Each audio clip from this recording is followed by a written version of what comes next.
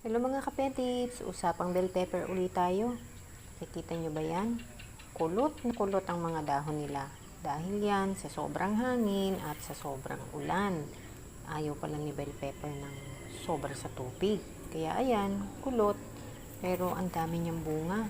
Nung nakaraan, madami din pero hindi gaya ngayon.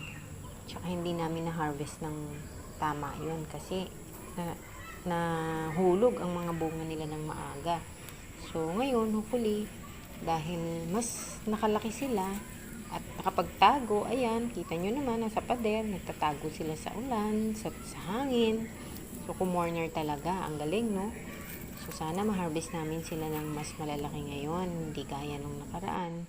Maliit pa lang, nahulog na. So, tsaka pagka nasa lilim, mas baliktad sila eh. Mas kulay green. O siguro dahil nga sa sobrang sa tubig.